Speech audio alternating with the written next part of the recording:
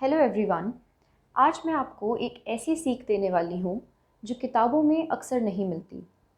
हमने जीवन में शिक्षा का महत्व समझा है, लेकिन क्या हमने कभी ये सोचा है कि जीवन में दया, ईमानदारी, शिष्टाचार, सदाचार, इन सब मूल्यों का भी उतना ही महत्व है जितना शिक्षा का है, क्योंकि ये हमें एक अच्छा इंसान बनाते हैं। ऐसा ही एक मूल्य है दूसरों की मदद करना। मार्टिन लूथर किंग जूनियर कहते हैं, somewhere along the way we must learn that there is nothing greater than to do something for others. औरों की सहायता करना क्यों ज़रूरी है, ये समझने से पहले एक कहानी सुनते हैं। एक बार की बात है, दो लोगों का परिवार रहता था, करण और उसकी माँ।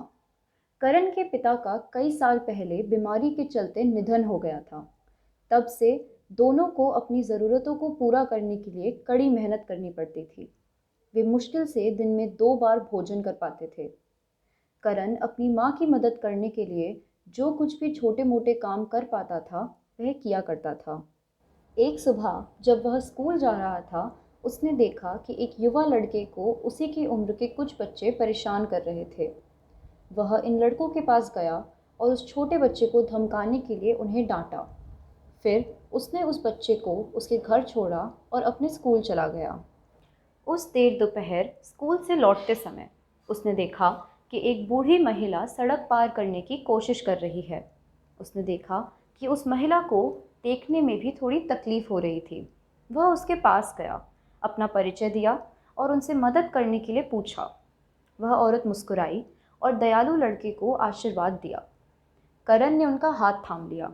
कुछ मिनट तक सड़क खाली होने का इंतज़ार किया और फिर महिला को उसके गंतव्य तक ले गया।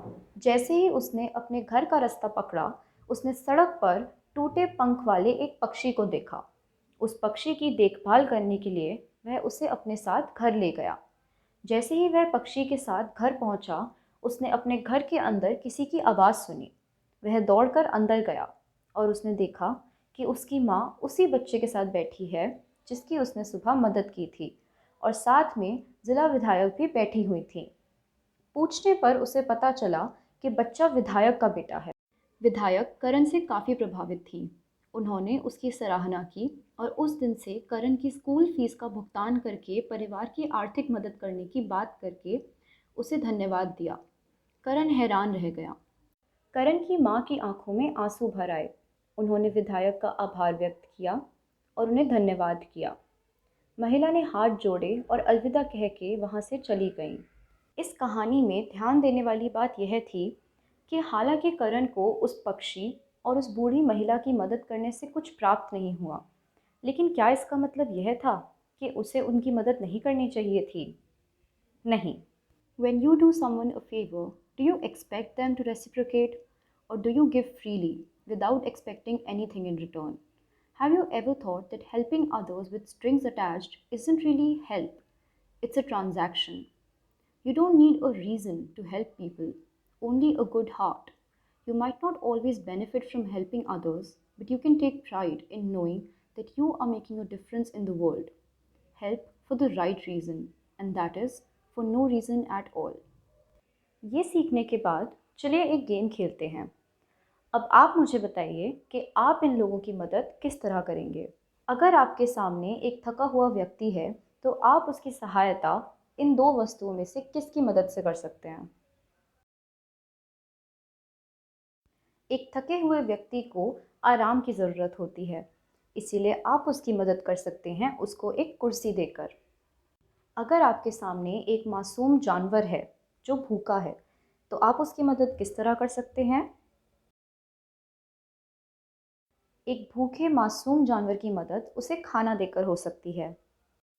अगर आपके सामने एक बीमार व्यक्ति है, तो आप उसे क्या देंगे? दवाइयाँ या चिप्स और कोल्ड ड्रिंक?